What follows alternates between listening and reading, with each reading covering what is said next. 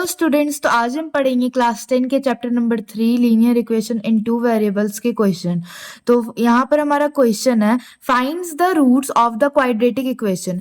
तो ये हमारा क्वेश्चन हो गया, इसमें हमें इसका रूट्स फाइंड करना है। इसके दो रूट होंगे।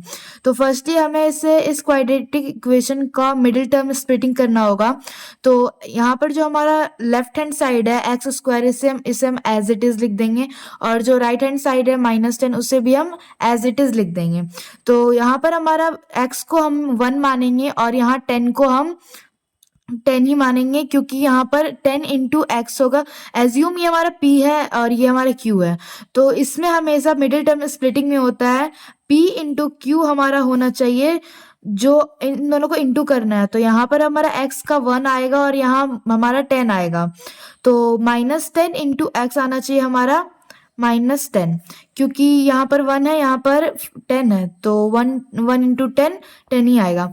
और हमें यहाँ पर p प्लस क्यू हमारा आना चाहिए -3, जो कि ये है। अगर हम इन दोनों को इंटू करें तो हमारा -10 आना चाहिए, और अगर p एंड q को हम प्लस करें तो हमारा यही मिडिल टर्म वाला वैल्यू आ जाना चाहिए -3।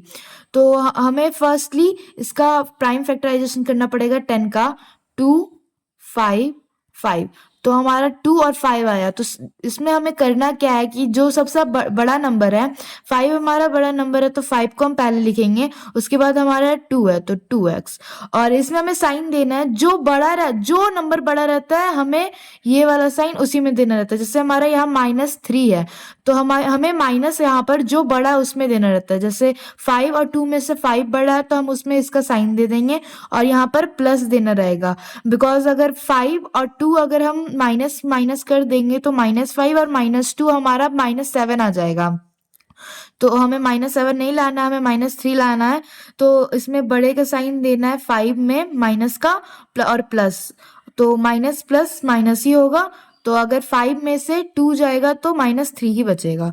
तो ये हमारा मिडिल टर्म स्प्लिटिंग हो गया। अब हम इससे कॉमन लेंगे। तो फर्स्टली हम पहले इन दोनों से कॉमन लेंगे, फिर इन दोनों से कॉमन लेंगे।